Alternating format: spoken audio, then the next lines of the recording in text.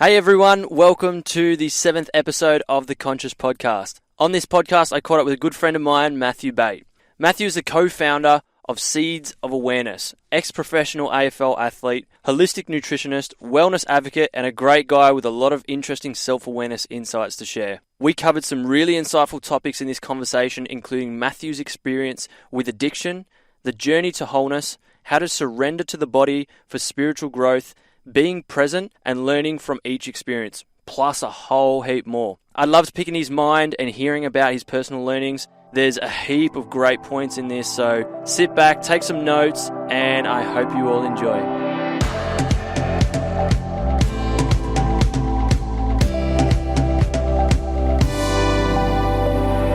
Welcome to the Conscious Pod. My name is Carlos Cirillo, and this is your place to cultivate wisdom, awareness, life insights to raise your being and become more conscious in your daily life.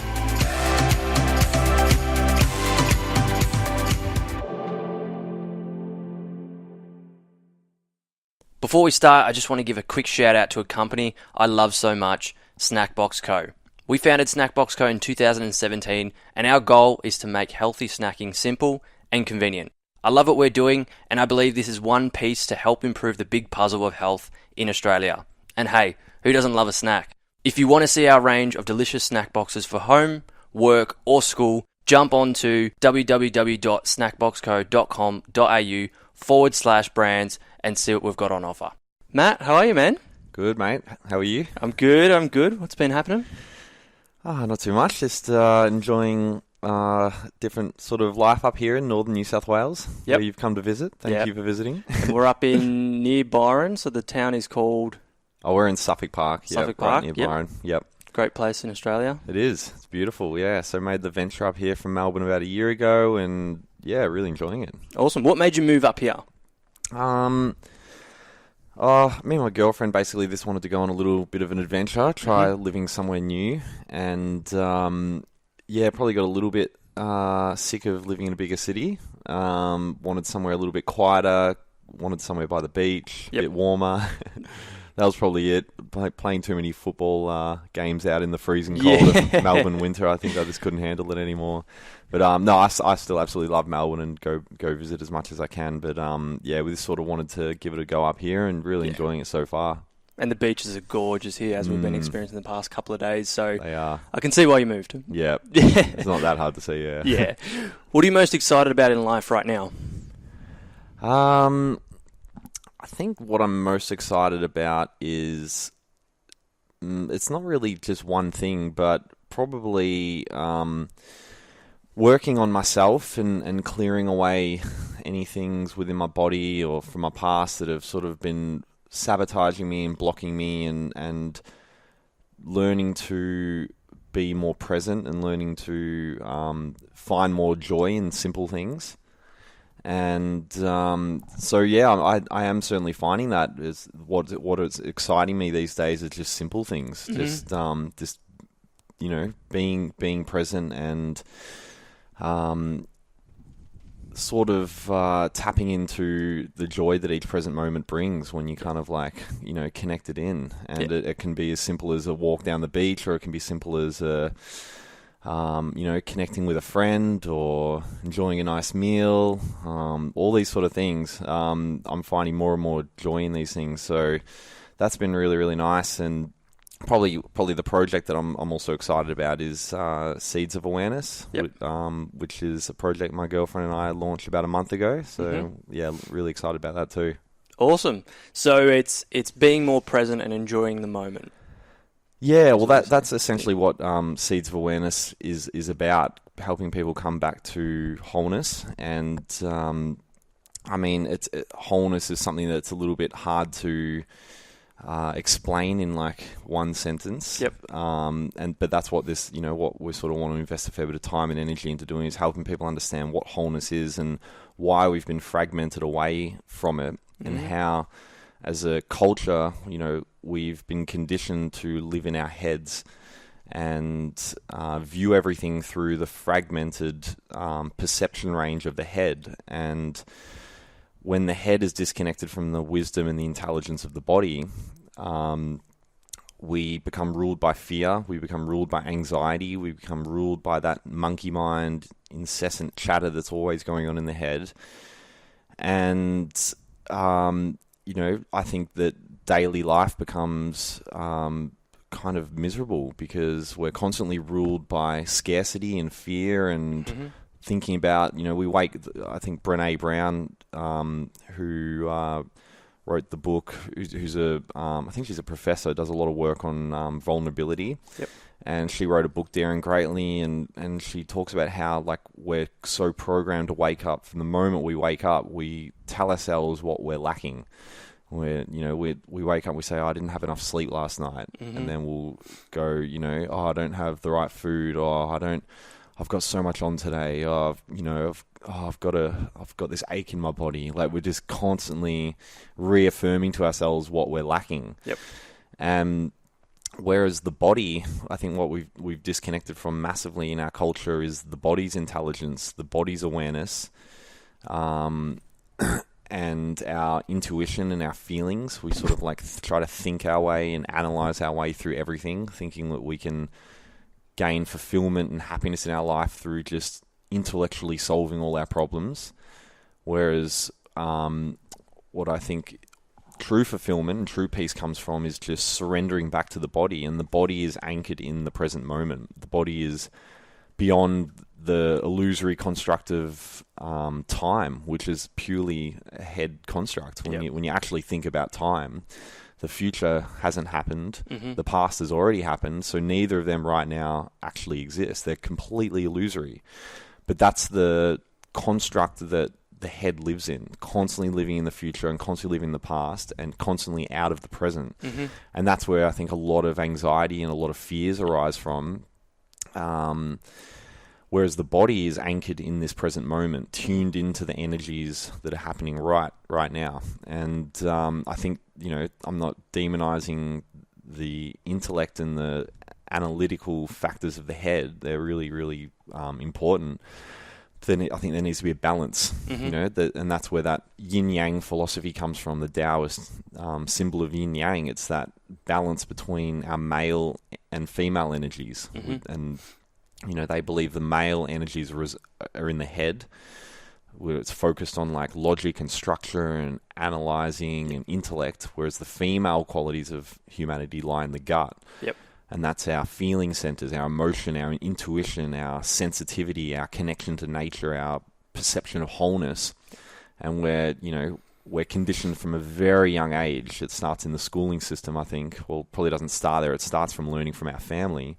But then in the schooling system, we're taught to stifle the body's energy, sit still, don't move, and only learn through bombarding the head with facts and knowledge, and then repeating them, and doing that 5 days a week, 10 hours a day, 5 days a week for 12 years. Yeah.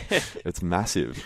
So I think we're totally too imbalanced into that masculine aspect of our consciousness, of our point of awareness. We're just trapped in the head, and so that's sort of what sort of ties back into why I answered the first question the way I did, is that when we come back into the body, we do find more joy in the present moment, and we do transcend time. And you see people get glimpses of this, for example, when we take people for something as simple like when people come visit, we often go throw the frisbee on the beach.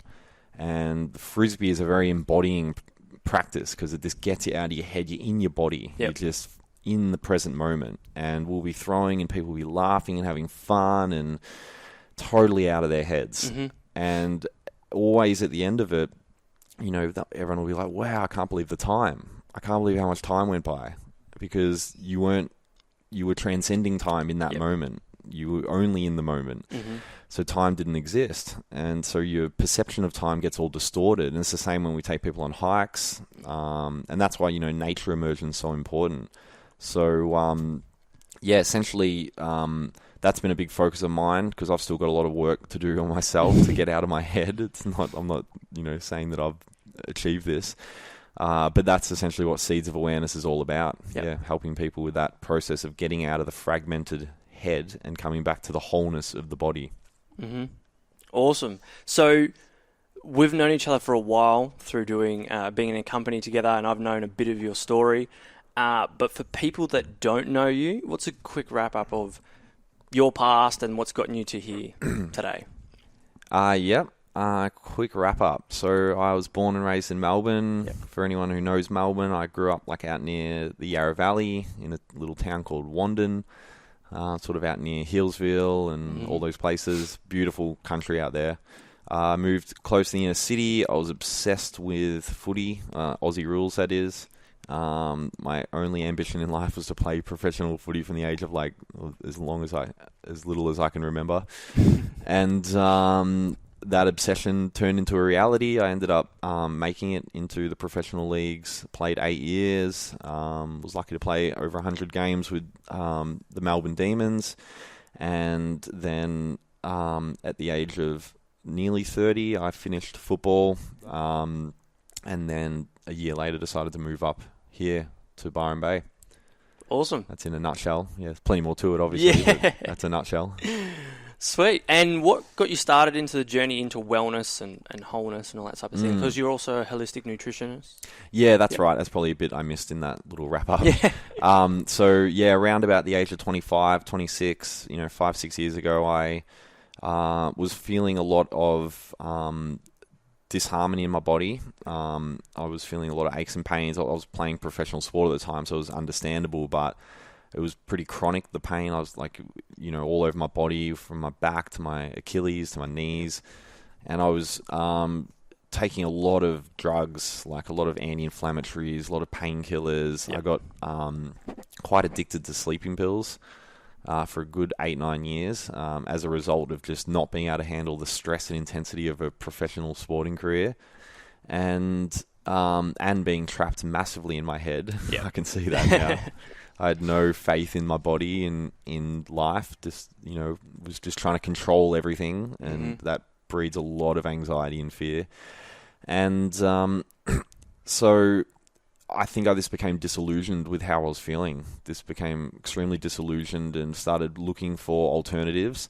Came across changes in my diet. Eating more natural foods, raw foods, alkaline foods. Incorporating some intermittent fasting, eating more organic, less processed foods. I found that had a major impact on my health, on my sleep and my energy levels. And from that, I studied certificates in holistic nutrition via correspondence with a college over in America who were teaching the curriculum that I wanted to learn. So that was fantastic. More did that for the knowledge. But it also helped, give me confidence to sort of start teaching to other people. And I ended up running a company called 365 Days of Wholeness with a friend, Tegan Steele. We ran retreats in Bali and here in Australia, and we ran like 9 or 10 of them, which was really great. We released a book in 2015, which I've got on my website, seedsofawareness.com.au. And but I think what happened is I sort of hit a limit with all that stuff, which I still think is crucially important, what we eat and what we put in our body and how we look after ourselves. However, I think I was neglecting the emotional healing and that real deep spiritual kind of like the focus on spiritual growth. And I realized that as disciplined as I was trying to be with certain things, I would constantly keep sabotaging myself and find it really difficult and find that I didn't have the willpower to keep doing these things, to keep being disciplined in these certain areas, whether it be diet or health. And I'd sort of like, find that I would struggle with it, and I'd go out partying for a couple of weeks and binge on food and alcohol and just do things that weren't really in alignment with my core beliefs. And so that went on long enough for me to be like, okay, I think that there's some things under the surface within myself that I need to address, that I'm kind of distracting myself away from. I'm sort of focusing on my business and all these things, but I don't think I've given myself the time to actually stop and be like, what traumas are within me, what things are within me that are stopping my progress that really need some time and space for me to actually focus on. And so I basically stopped doing everything I was doing. Yeah. And I gave myself 8-9 months off for when I first moved up here, just to focus on my own personal healing. And so that's where I've sort of developed the passion for the stuff we talk about in Seeds of Awareness, and through that kind of sincere asking, or that sincere desire to know myself on a deeper level, kind of attracted some really amazing mentors and amazing things, which I think that's certainly how it works when you sincerely ask the universe and trust and surrender. It does speak to you, and probably the first book that really opened my eyes to that was The Alchemist. I read when I was younger. Great book. Yeah, exactly. Yeah, how we can communicate to the universe, but we just need to know we need to understand its language and how it communicates back to us. And so I think oftentimes life, gives us what we need, not necessarily what we want. And we have all these wants, so it could be, make a certain amount of money or a career or tick off goals and all these sort of things. And you've got this ambition and you're really focused on it. Yet there's stuff under the surface that still needs working on that you're avoiding because you're so focused on these other things. And you think these things are going to bring you fulfillment and happiness and all these sort of things. Whereas the universe can see the bigger picture, or, whether it's your soul speaking to you, whatever you want to believe. So I think that what often it provides us is challenges and suffering as a ways to sort of wake us up to ourselves. And the more we resist these, the more we fight against it, the harder it gets, because we're demonstrating to the universe that we're not learning our lessons, that we're not opening ourselves up to change, and we're not being humble, and we've got our own agenda that we're trying to force onto life. And that's the male aspect of consciousness in the head. That's when we're disconnected from the female within us. And this has nothing to do with gender, by the way, before anyone misconstrues that. Energies. It's the energies. Both male and female humans have these male and female energies within them. That's what the yin yang represents. And I noticed myself this tendency to always align with the more male aspect of consciousness and be rigid in my plan and be rigid in how I wanted things to work out. And it wasn't until I started learning to surrender back to my inner female energies, which are connected into the flow of life. So your inner female is connected into the flow of the universe. And so with the universe, you don't know where it's going to take you. You don't know where life's going to take you. It's like you're in a river, and you can't resist that river or you'll burn yourself out. And there might be calm parts and there might be rapids, and you might go down a waterfall that's 100 meters high. You might think everything's lost and all these sort of things. But, if you just trust and flow with it, it's always taking you in this upwards direction of your personal and spiritual growth. So, as I sort of learn to more surrender into that, and trust into life and the universe, it did start revealing to me things within myself that were that I was holding on to from the past, and traumas and conditioning and fears and anxieties that to come back home into the body, you've got to work through one by one, because they're blocking your access to the body. Because and they're things from the past that you and your ego have moved on from, but your body remembers. So, and that's what Carl Jung coined as doing shadow work. The famous psychologist who did amazing work on the shadow self, the things that lie within our shadow, the unconscious parts of ourselves that we ignore and deny, but keep sabotaging ourselves. Because we're ignoring them, because they're a part of ourselves. We are this duality, this yin yang exists in everything: hot, cold, up, down, good, bad, evil, love, and also light and dark. And we've got light and dark within ourselves, but we tend to avoid the darkness, thinking that by avoiding it within ourselves, we can ignore it and it'll go away. Mm-hmm. But that's an absolute fantasy. And once again, that's the fantasy of the inner male, of the head, who thinks he can control everything, who thinks he can manage everything and dominate everything and get everything to submit to him. Whereas the inner female surrenders to that darkness and embraces it and integrates it back into the whole and doesn't judge or shame herself about it, but just completely surrenders. So anyway, I don't even know where we began with this conversation, but hopefully that makes sense. Yeah, I think a lot of stuff will resonate with people because I see a lot in myself and in other people that in society and in our community that we avoid those challenges that are trying to test us and trying to help us grow and become more aware of ourselves. And by doing that, it's just compounding that inner, you said it before, I guess those challenges just grow. Yep. And over time, they're just going to grow, and it's going to come to a point where it's really bad. And it's like, well, why don't you focus on that stuff now? Why not address it now? And that's why I see it's so beneficial that you're releasing content like this. Seeds of awareness, getting it out there to people to understand it. And it's okay. Because in our society, especially the masculine ego on things is I don't want to touch those emotions. Yeah. I don't want to release those things. I don't want people to know. I don't want to work on myself. I just want to work on my work or whether it's in sport or anything like that. And I know for myself, I avoided a lot of those things because I went, well, I'm going to go train. I'm going to go play soccer and get the best I can at that. Wasn't focusing on my nutrition. And I was like, what I'm eating is okay, but if I train harder, I'll get better. And it comes back to that whole wellness and wholeness of it's everything. Everything plays its part. And if you're focusing on the wholeness and you're uncovering everything, that's when you're going to progress. You're going to see those incremental progression that's going to compound and create a better life for you.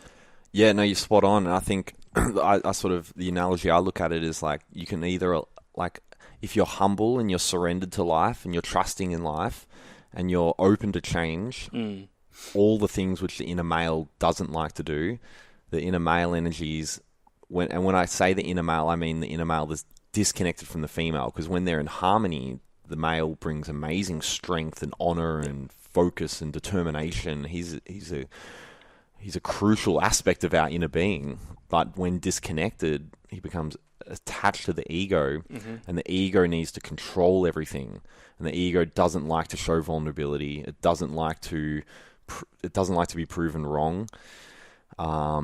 And this is also not to demonize the ego. The ego, when I hear spiritual teachers talk about, we need to kill the ego or destroy the ego or whatever, like, the ego is important. The ego, I define the ego as just our name, our beliefs about ourselves, our titles, gives us, structure. It allows us to communicate with each other. Like me as Matthew, as a male who's 30, nearly 31, and I'm done these things and I've got this story. These are all my ego construct. It allows me to communicate to Carlo, with your story and your beliefs. But the problem is when ego is disconnected from the inner female, that surrendered part of ourselves, it tries to control everything and it tries to manage everything.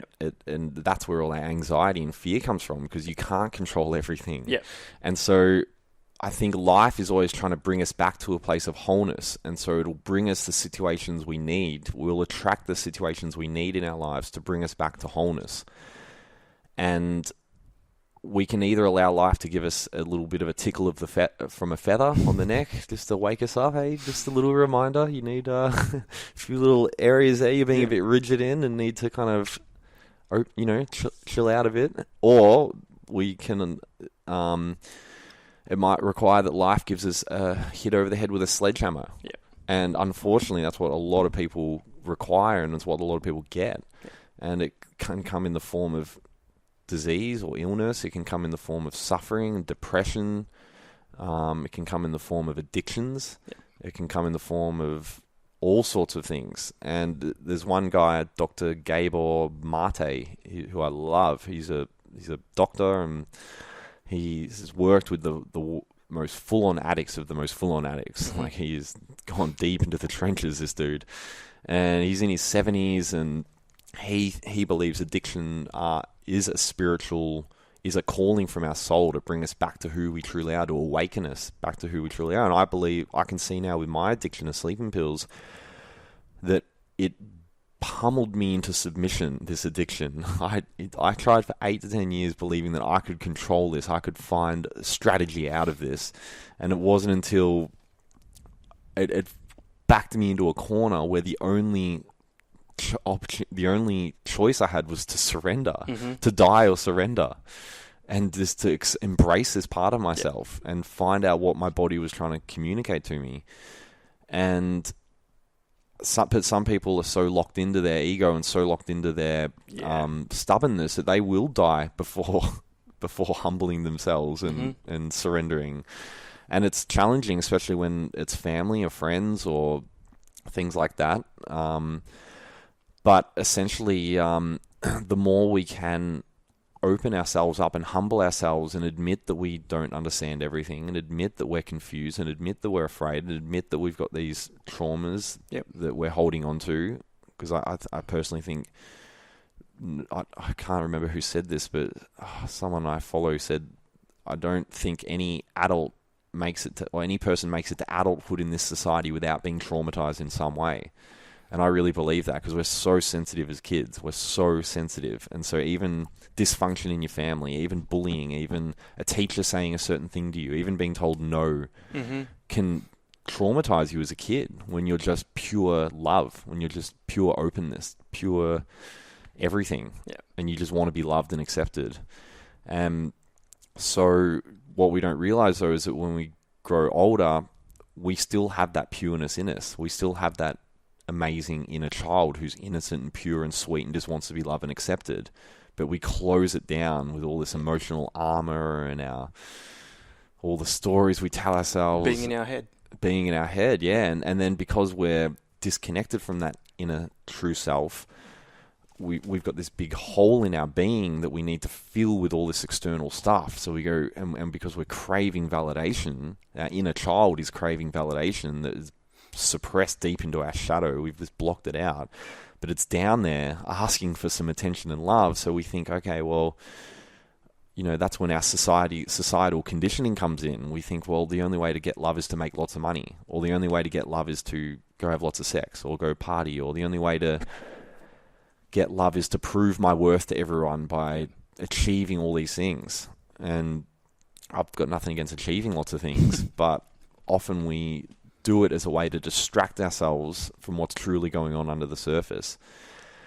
But it can be really scary for people. I think what's happened is we've been trapped in the head with all its fears for so long that it's created like a Stockholm Syndrome. So I don't know if you know what Stockholm Syndrome is. It's where like captive is like kept captive for so long that it's afraid to leave its captivity. That becomes the way of life. It becomes the way of life, yeah. And so I think we've been held captive in our head with its fear-based prison walls for so long, since we were so little, that we're afraid to surrender. We're afraid to trust the body. We're afraid to trust life.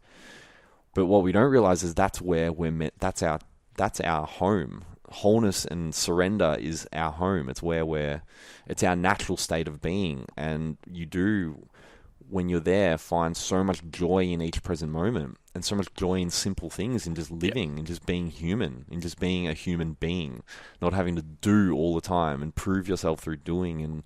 And because most people are so constantly on edge, like they're constantly needing to, like they're constantly thinking about the next thing they've got to do, never present. And then social media and mobile phone addictions made that 10 times worse. And it's all feeding into our desire to avoid our inner self. And I think people are afraid to surrender to their inner darkness as well. They're afraid to admit that they've got a shadow. But what we're trying to do with Seeds of Awareness is help people realize that the joy that they're truly craving is in wholeness, is in surrendering back to the body and back to life. And however, that takes work. It takes a hell of a lot of work, and it is fucking... Do you mind if I swear? Sorry. That's fine. It is fucking messy. I couldn't find a more emphatic word. It can be really messy. Yeah. And I've myself have needed some professional help with it. I've been getting therapy for some old childhood wounds and things like that, and going back there into the body can be full on, and I can understand why people don't want to do it, but for me, it's more full on being locked in the prison of the head. And it's just like how, for the rest of our lives, ruled by its fear and anxiety. And it's just how, Morpheus in The Matrix, that movie has so many good analogies. And he says to Neo, this is paraphrasing big time, but Neo, you're living in a prison for your mind. You're stuck in a prison that you can't see, touch, feel, or whatever. You remember that part? Yeah. I'm not quoting it very well, but you get the point. And that's what we're in. When we're disconnected from wholeness, when we're disconnected from our inner female energies and from the universe and from our hearts as well, then we're ruled by the fears of the head that sees itself as separate from everything. And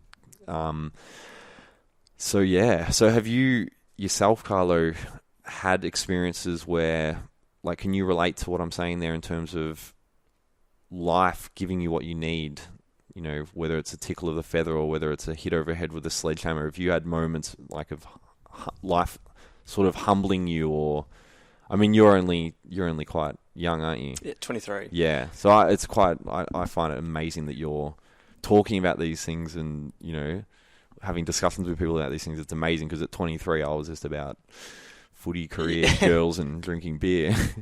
But yeah, have you got any sort of like stories that you can relate to that? Yeah, well, when you were talking about the stuff before, it kept bringing back to, from The Alchemist, it was all those challenges I've seen as omens in life.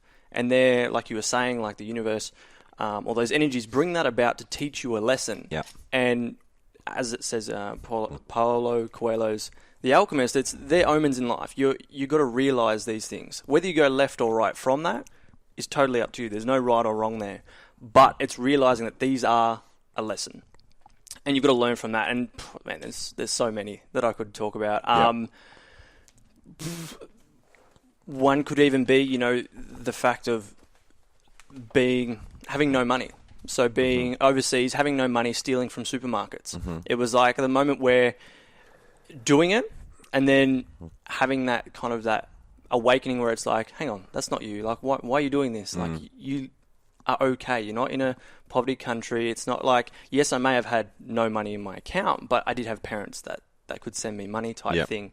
On different levels, it might have been an injury. So from sport, I put everything into soccer, chasing the dream of being a professional. And the reasons were to make a lot of money, to be famous, and thinking that everyone, you'd be someone if you made it. And then having the injuries that I had, it was like, well, maybe it's not all about that. Maybe it's about something else. And then different businesses that I've been been involved with, and seeing that there was that, I'd get to a point and then I'd sabotage myself.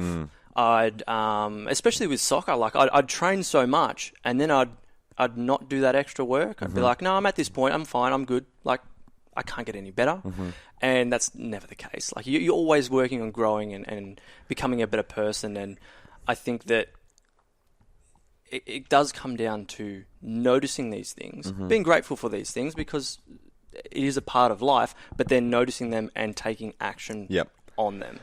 You just triggered my memory of a way that the shadow self, when it's unacknowledged, can sabotage you, later in life. Like, for example, when I grew up playing football, it was purely for the joy of playing football. Like, I just absolutely loved it. I was obsessed with football. I'd have a football in my hand. I'd take one into the toilet. I couldn't be separated from a football.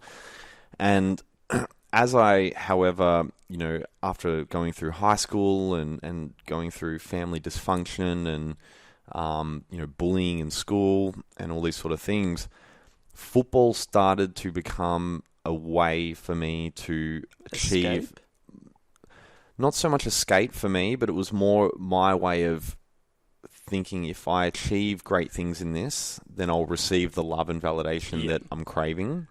And what I'm talking about here is an unconscious thought pattern. Like, I wasn't consciously aware of this at the time. I was just responding to this. I was just like, okay, let's just go after footy. I really want to play footy. I want to make I want to be professional. I want to make lots of money. I want everyone to watch me on TV, and not consciously thinking these thoughts, but they're there in the background.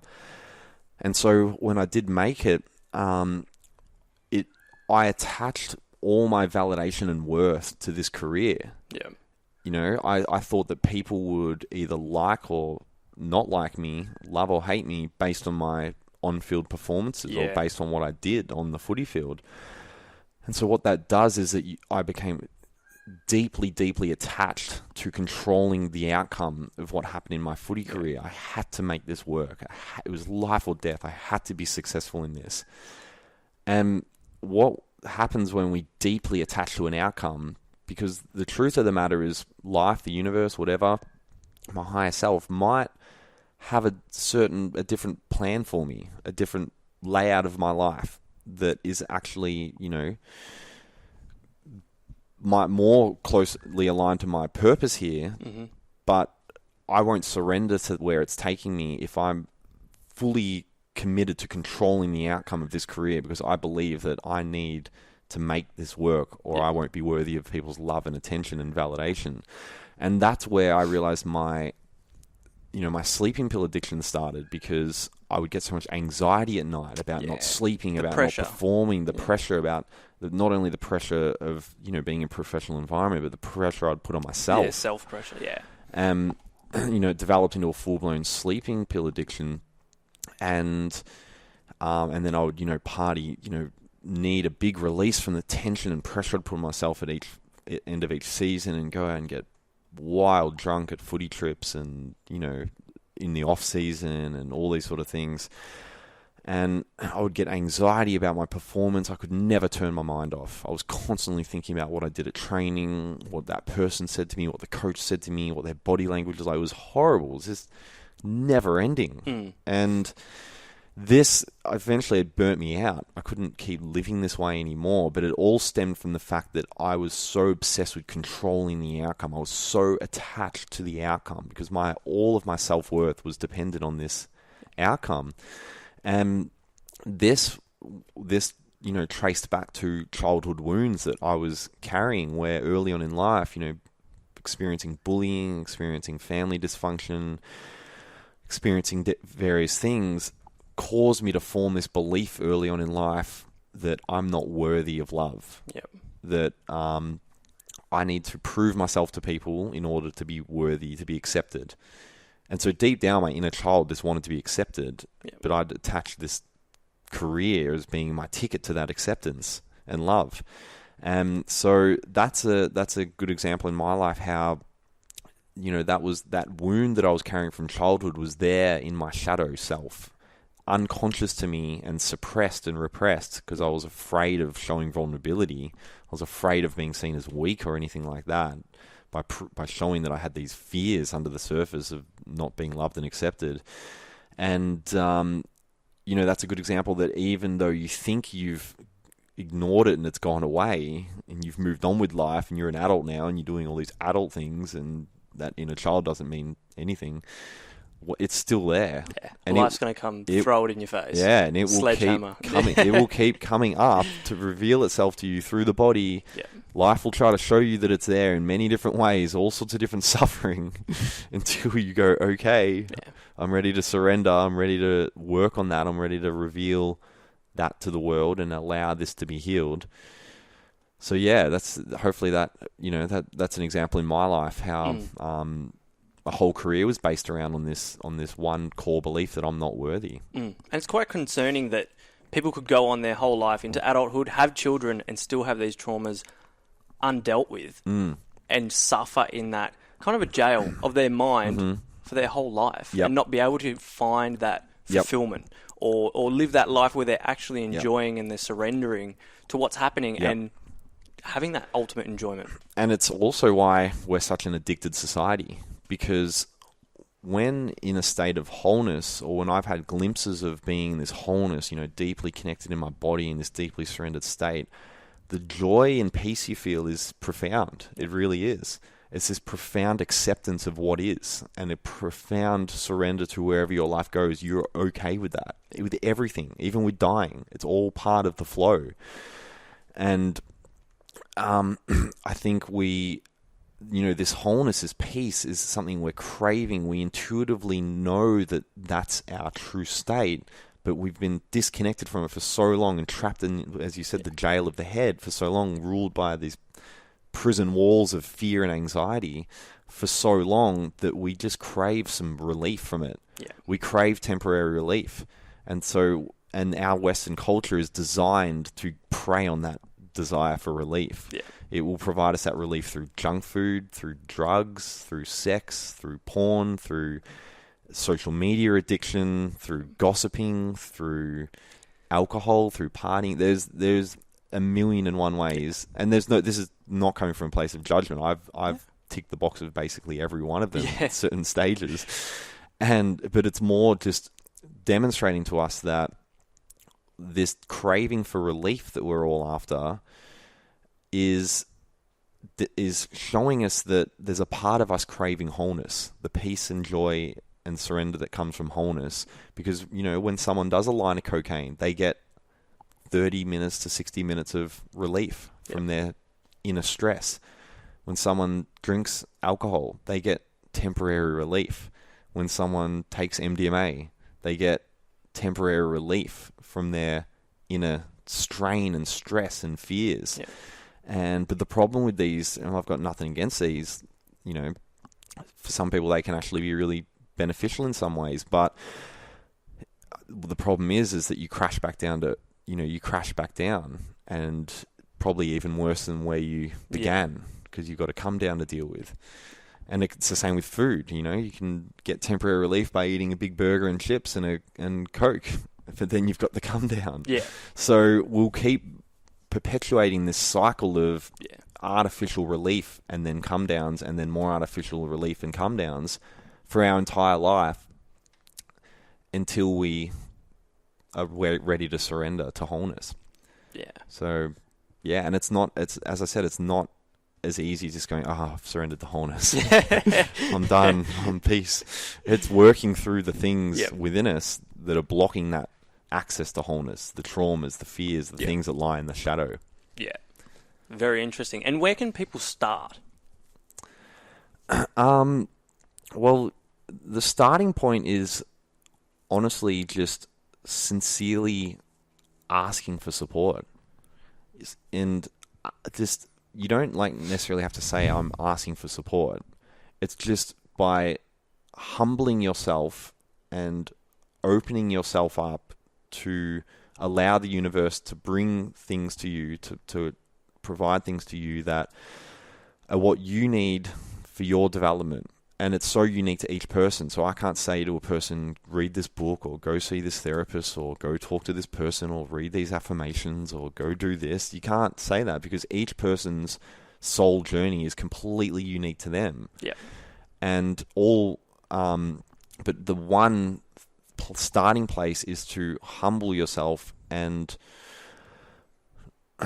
sincerely ask the universe that I'm willing to be shown whatever within myself needs to be cleared, needs to be resolved, needs to be worked on, and I'm sincerely ready to go into that. Yeah. Whatever it brings up. And if you're not ready for that, don't ask, because there's no right or wrong about being ready or not. It's just a matter of what people's desires are. Yeah.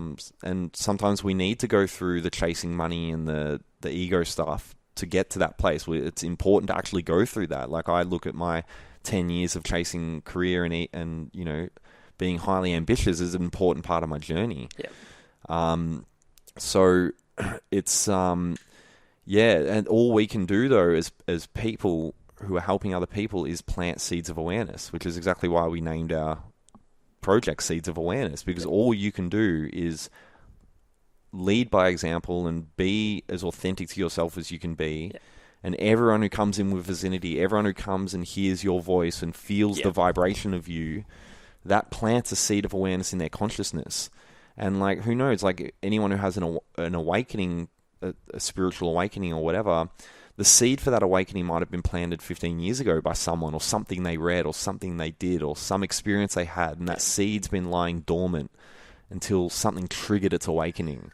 And that's what happens in nature. You know, you plant a seed in the ground, that seed can lay dormant for decades until the right conditions come along, the right water, the right temperature, whatever, and then it will sprout up and grow. Yeah. So this whole idea that, like, you know, having gurus and people tell other people how to live and what plan they need to follow, I personally think it's a load of crap. Because what worked for you may not work for other people. It's so unique. We're all here on our own unique soul journey. Yeah.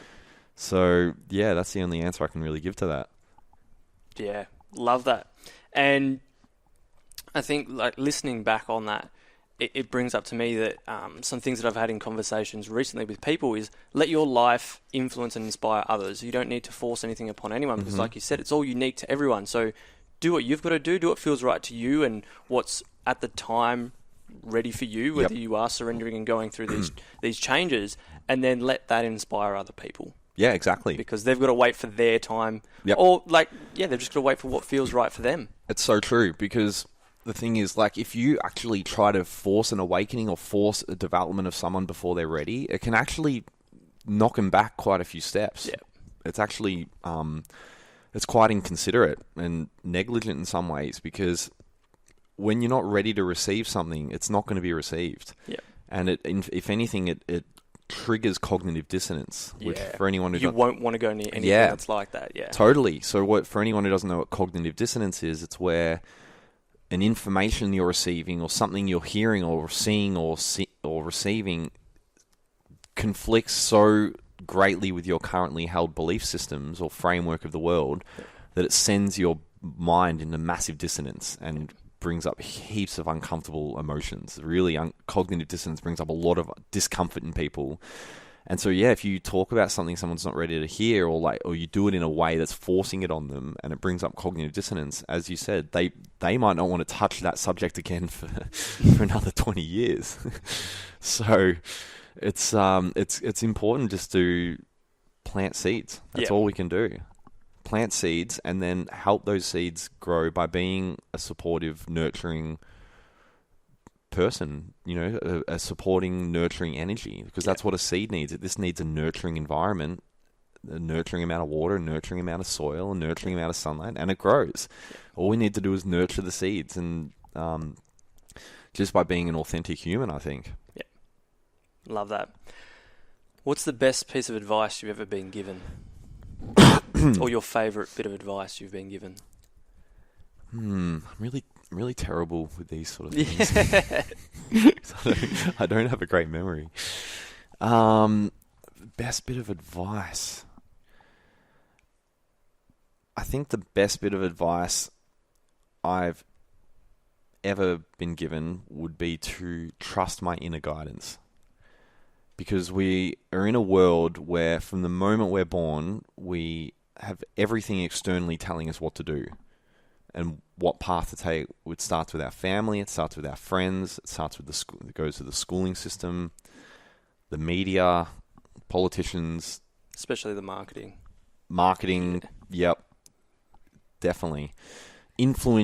All these factors and forces in our culture influencing us on both conscious and unconscious levels deeply. And so what that does is it disconnects us from our inner guidance. We've actually got inner guidance, which is the female aspect of our consciousness, the intuition, the gut instincts, and the heart knowing. You know, and we've actually, the latest in neuroscience is proving we've got 3 brains in the body. This whole trust the intelligence of the body isn't just wishy-washy stuff.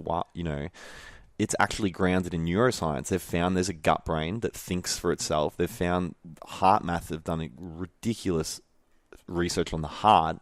How this stuff isn't mainstream, God knows. Possibly certain powers that they believe they be do not want this information. Don't want it to happen. That's not where the money is. Because the heart has a brain, and it actually has, I think the heart math have proven that it's got neural circuitry more complex than the brain in the head, and there's in fact more neural pathways going from the heart to the brain than the other way around. So your head brain is receiving more information from your heart brain than the other way around. That's quite profound. Yeah. So these 3 brains are working are meant to be working in harmony to provide us with this inner guidance. Like, for example, if you were, if I just, if you weren't taught, if you didn't go to school, if you didn't have any of the conditioning of Western culture, and I threw you in a jungle, you would, it would be tough. Yeah. But you would have inner guidance telling you what to do. Find food. You would know. Your body knows. We've survived over millions of years because we know what to do. We have instincts and intuition and knowing intelligence of the body. And there's this book called Original Wisdom by a psychologist called Robert Wolfe, who went and lived with a tribal culture in Malaysia, I think, and he said their knowing intelligence was ridiculous. That the things they know that they shouldn't know is really profound. I recommend anyone reading that book.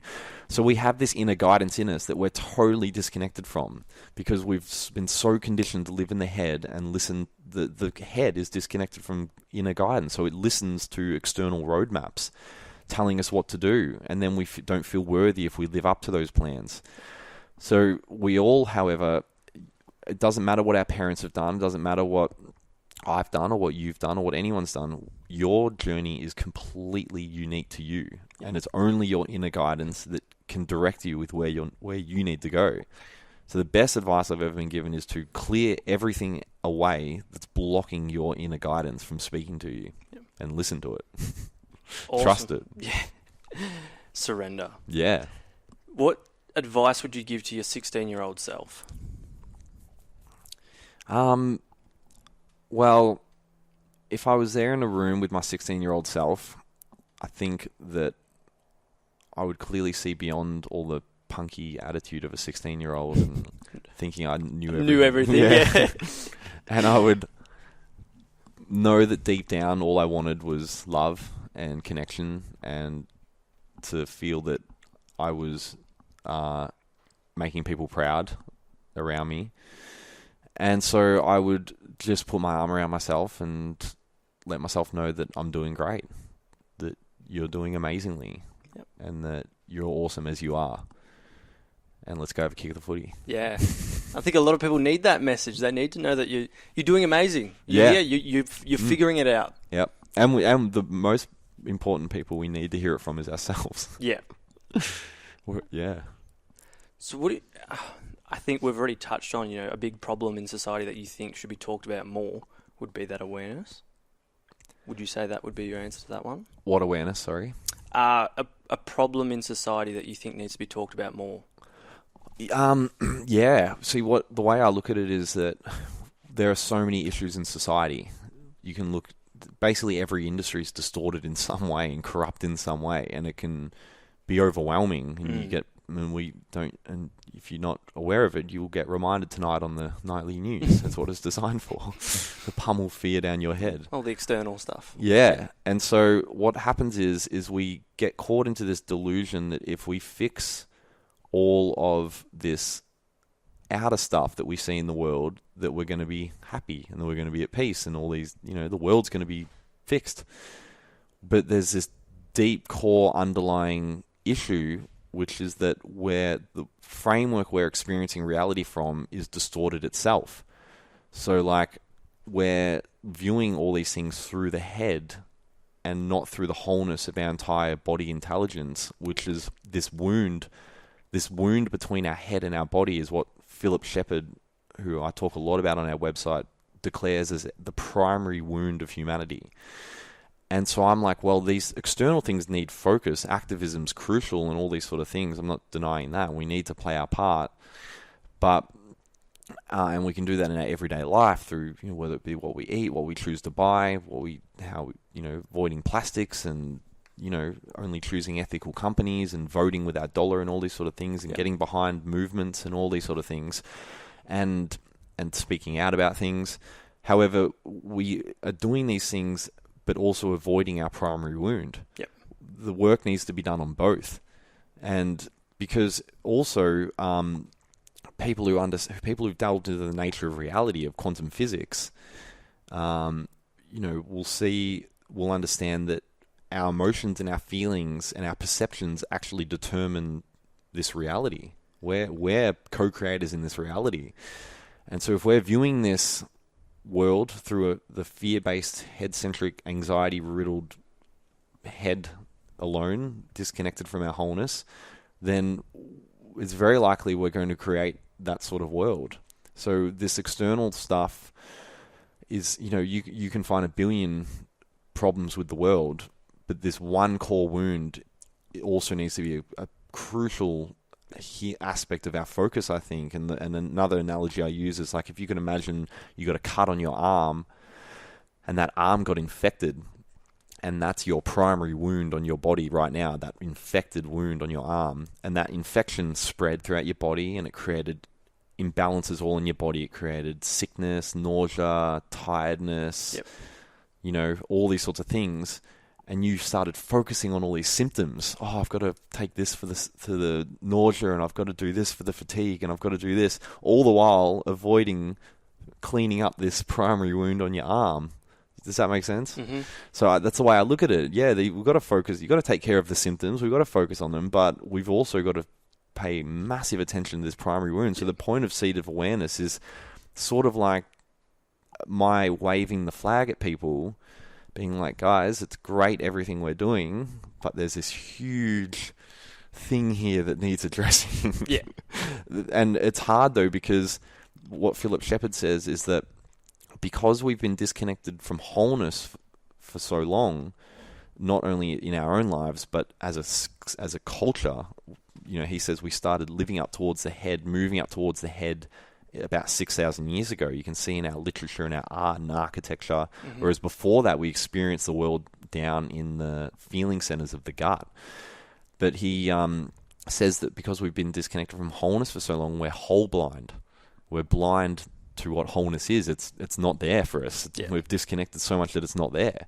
So this project of mine is to kind of attempt in the best way I can to wave the flag and try to help guide people back there at the same time as I'm trying to guide myself. Yeah. I can't stress enough that I'm not in a whole state. In fact, I think living in our Western culture that's so head-centric, it's nearly impossible to be in a completely surrendered whole state, but you've just got to do the best you can. Yeah. And you're working on it. Exactly. Constantly working on it. And it's better if we're working on it together, because I think when we're in a community and we're more vulnerable and we're working with each other together and we feel safe and protected and supported, it's so much easier. So that's what this project's all about. But also only, doing it, only trying to reach the people who are kind of interested. Yeah. Not everyone is, and not everyone needs to be. It's like everyone's on their own unique path. There's no right or wrong. Some people need to go live in their head for a decade or a lifetime or two and figure out that maybe that's not what they want. Yeah. So, yeah. Awesome. One key question I like asking people is, what's the worst thing that's happened to you, and how is that the best thing that's happened to you? Love that question. There's been so many examples of that in my life. I would say it would have to be the sleeping pill addiction, because for so many years, like, I was so gripped in that, like taking a sleeping pill nearly every night. And what it does is it builds up in your system, and you lose every morning. You wake up and you're groggy, and it's early afternoon before it starts getting out of your bloodstream, and you start thinking clearly again, and everything's a grind, and your body feels uncomfortable, and you swear you're not going to do it that night, and then that night comes and I do it again. And so this feeling of like, oh my God, I'm hopeless. Like, you start getting the negative self-talk. Like, I'm pathetic. I can't even control this aspect of myself. And you don't want to talk about it to anyone because you feel so much shame about it. And so gripped in this like horrible addiction for so many years that I was silently, going about because I was just so afraid of being judged about it, was pretty horrific at the time. And it's like being enslaved by something. And with sleeping pills, they're one of the worst, because what happens is when you've had them for a long time and you stop having them, you get what's called rebound insomnia, where there's the most crippling anxiety you've ever experienced hits you while you're trying to sleep naturally that night. And it can last for about a week. and you barely sleep for a whole week while they're getting out of your system. So it's like really fucked. It's like not nice. And so, working through that was pretty horrific for me, but it was also definitely the best thing that's ever happened to me, because it backed me into a corner where I had to humble myself. I had to learn vulnerability. I had to learn to surrender to wholeness. Otherwise, this thing was going to eat me alive. So I'm grateful that it backed me into a corner, because otherwise I would have just kept living in my fantasy land that I had everything in my life covered, and I could keep living through the head and find fulfillment through acquiring things and achieving things. And once again, nothing wrong with that. Yeah. It's just what I was thinking was my purpose. And so, I think it brought me back to my true self, definitely. Yeah. And it sounds like that acute discomfort was leading on to the pleasure in the chronic term, so long term. You know, you went through that bad period and you went through that bad experience, but you had to go through it, and you had to go through that bad week of not sleeping to then benefit from it long term. Exactly, because you do start realizing that this temporary relief I keep choosing is... And that could be the same as stopping alcohol. Totally. Like, same as stopping sugar. Yeah. Especially the sugar that's man-made and not natural from foods. But also, like, I had to work through my fears. What were my fears of, like, what was I afraid of each night?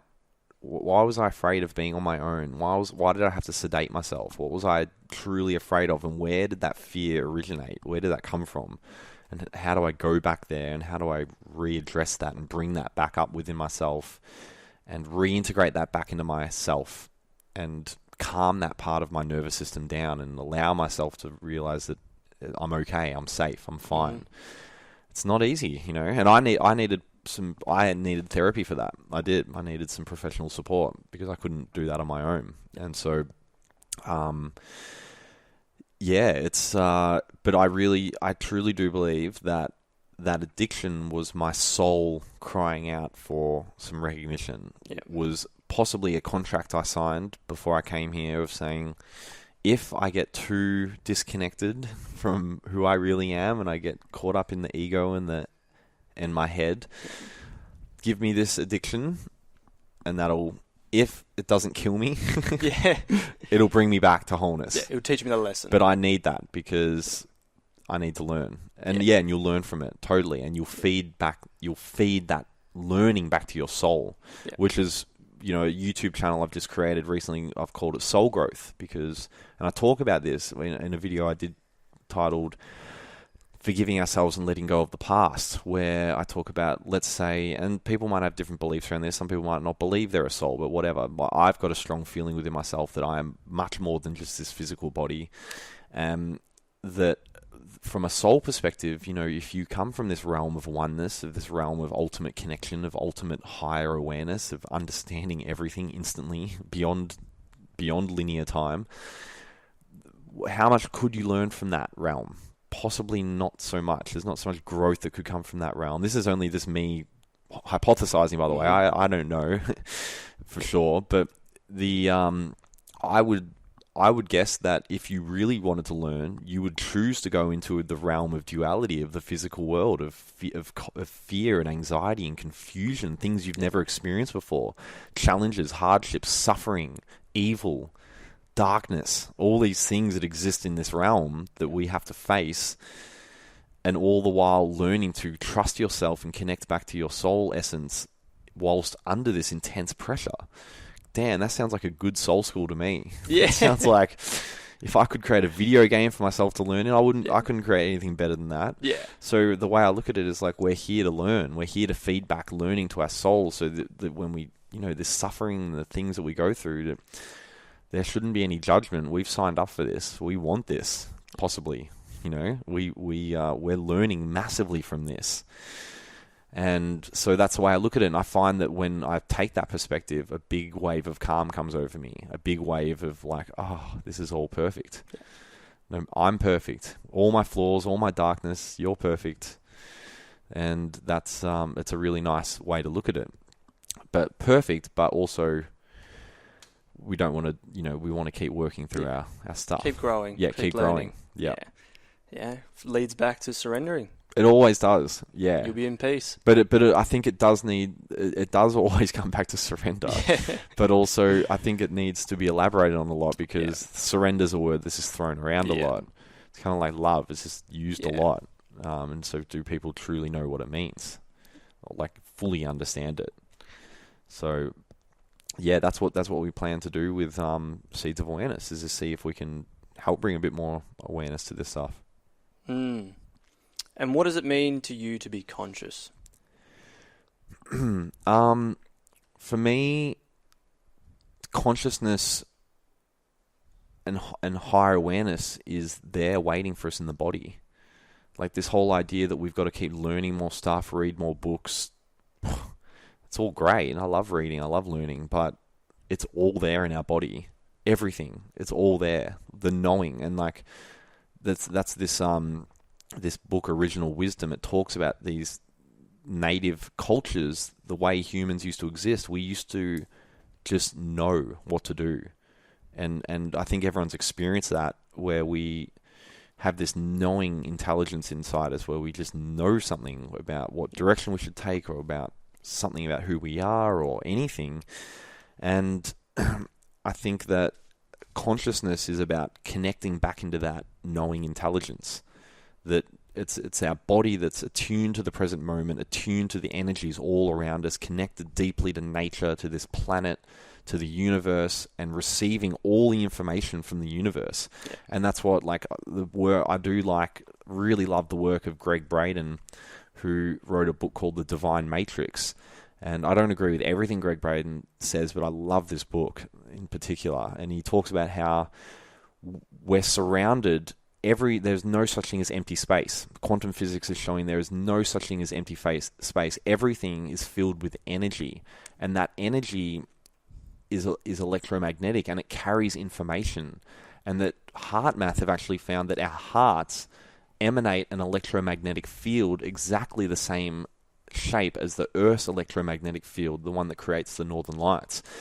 And that our electromagnetic fields, when they've measured that they span out to 6 feet from our bodies, but that's as far as they can measure. They could go kilometers, we don't know.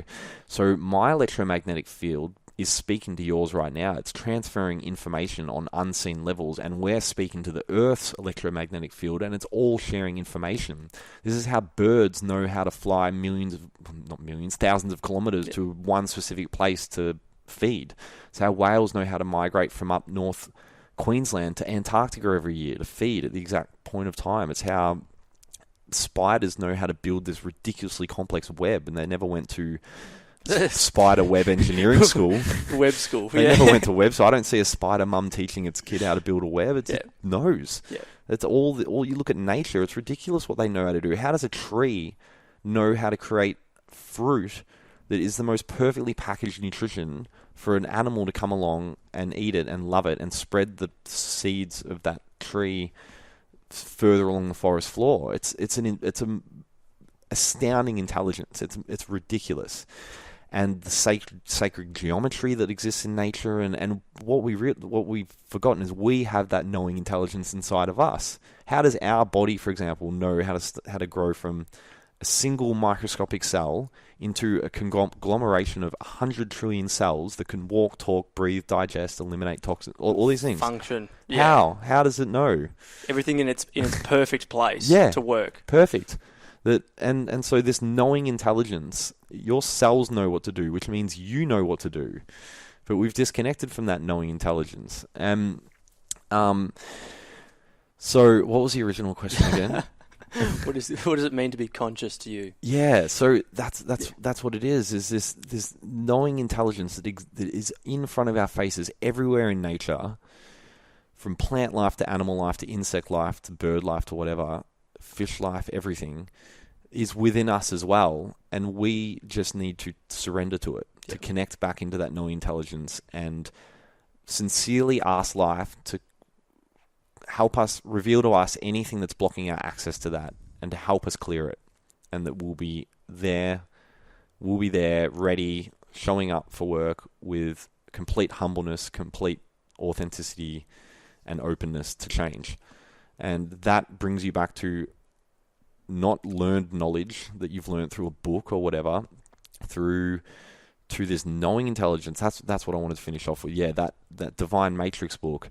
So these electromagnetic fields are constantly communicating to each other, and they communicate, however, through what they do is they translate the messages, the information that's coming from our hearts, our feeling. They translate the feeling that's coming from us. So we can be communicating fear to people and all these sort of things, or we can be communicating love to people. And this actually is much more of a powerful communication than words. Like, we look at animals and we're like, oh, they don't talk to each other, they're not intelligent and all this sort of thing. They don't build buildings and they don't need to. They're talking on a whole different level. They're connected to their knowing intelligence. And so I would think consciousness is coming back to that, aligning with it. Awesome. Love that. And how do you think raising consciousness and awareness amongst self will benefit the community? Well, it all ties in together. Like, when we work on ourselves and we allow ourselves to operate through life in a more connected and surrendered state, we're communicating that connected and surrendered state to other people just through our presence alone, just through our electromagnetic field that we're emanating from our body alone. You don't have to say a word. And that's why, like, people who, it's not a path I want to take, but people who, maybe Buddhist monk or someone who meditates their whole life up in a mountain, people think, oh, what's the point? They're doing nothing. Well, from your perspective, they're doing nothing. From their perspective, you may have no idea the electromagnetic pulses they're sending out onto this planet that could be planting seeds in your field that you're not even aware of. And these cultures are connected into that stuff. That's why they're so big on the prayer and the chanting and the all those sort of things, because it's their way of creating the frequency that they're sending out from their bodies into the universe. And so, what we're communicating through our self-work, through clearing away the stuff that allows our heart to open up. And that's what I believe, that when we connect, when we marry the inner male consciousness to the inner female aspect of consciousness, they come together and they create this, like, inner warrior, because you've got the strength, you've got the male brings the determination and the structure and the strength and the focus and the willful doing, but you've got the female who brings who softens him with sensitivity and the connectedness and the wholeness and the intuition. So the beautiful balance. So that when that beautiful balance occurs within us, it creates this foundation that the heart can begin opening up as well. And the heart is like what powers us with the love and compassion and fills us with energy and connects us. So it really does start with the inner work on ourselves. And then you're, even not through speaking, just being you, can plant powerful seeds with other people just through your presence alone. And it could be like, people got this, we buy into this delusion that we have to do great things. We have to become like a guru, or we have to do all these things to make an impact. It's like, no, the girl serving us down at the local supermarket could have just an impact on the hundreds of people she served every day just through her presence alone, than someone speaking, on a stage. It doesn't matter what we're doing. It's just it matters who we are and what we're emanating. And I think that a message I keep getting from what you've been saying the whole podcast is focus on working on that inner self, because the external stuff we can't control. And by doing that, it will affect and will bring us progression in life to then deal with what happens in the external world. Totally, yeah. But a mixture of both. Like, it's when we feel called to get active in something, do it. Go for it. Absolutely. Whatever aligns with you, whatever brings you joy, like go get involved. That's important. But we're getting involved. We're too far involved. We're like too far. Like, if we replace this president, if we do this, if we fix that system, everything will be fixed. And it's like, get involved, but also understand that there's this primary wound that's crying out for attention within yourself. And sometimes you do need to take some time off to focus on that. I personally, when I started becoming aware about this within myself and realizing how much I was distracting myself, I had to stop everything that I was doing for about 8 months. And you were doing a lot. I was doing a lot, yeah. I was running a business, health retreats, and a lot of people were confused by it. They didn't understand what I was doing, and I couldn't explain it. Because, like, I can't sit people down and be like, okay, so what I'm doing right now is working on this primary wound. Like, and part of me, I didn't even really know. I was still trying to discover stuff out myself and still am. So you've got to sit through that. That's where you've got to trust your inner guidance, because I knew within myself, I need this time off. And I need to go live in this other area of the world. And I need to release myself from certain responsibilities that are stopping me from... I was playing footy. I knew I had to stop footy. And a lot of people didn't understand, and it's confusing because from their framework, you've got all these things going so well. Like, why would you stop that? That's the dream. Yeah. That's what we're all after. What about your security? Yeah. Oh, well, how about fuck all that? Yeah. I've got this calling from my soul that's telling me that I need some time off, and I'm going to honor it. Yeah. And when you do that, when you honor it, even though it defies the logic of the head, which we're conditioned to bloody obey. Is that it is amazing where it leads you. Amazing what it opens up to you. Incredible. And that's where people say, where do you begin? Well, connect into yourself. What's your soul asking for, and honor it. Yeah. As much fear as it brings up, as much logic as it doesn't, align with. Don't worry about all that. And you might have people criticize you. You might have friends and family say you've gone crazy. You've got to block all that out. So,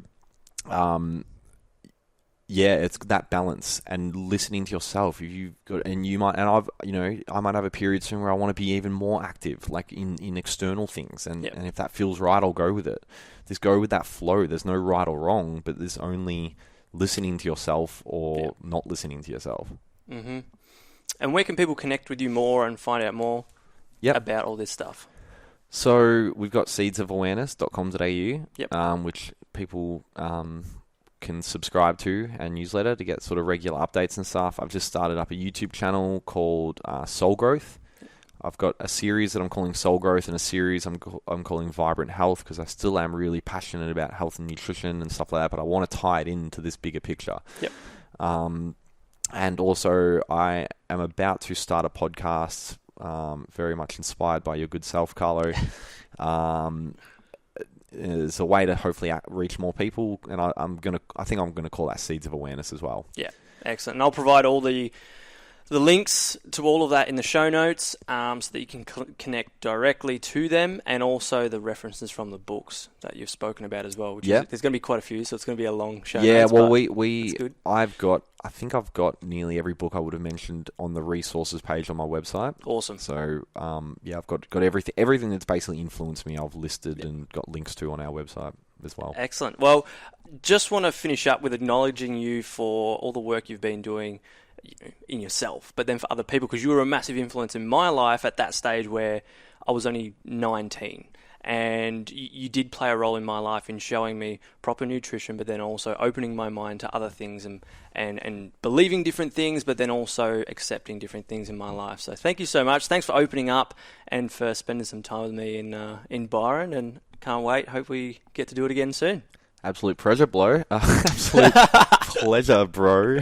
No, seriously, it's been an absolute pleasure, and I love what you're doing, mate. Like, you're showing, at 23, like, I just love that you're wanting to delve into these things and talk about these things, and I think you're going to make a massive impact, and I really appreciate the conversation. It's been a real joy. Planting those seeds. Mm-hmm. Love it. All right, take care, guys. Peace. Thank you so much for taking the time to listen in on our conversation. Hopefully you got some insights and values to raise your awareness. If you like the podcast, please like, share on social media, and leave a review on whatever platform you're listening on. I would really appreciate it. You can also keep up to date on our Facebook and Instagram pages.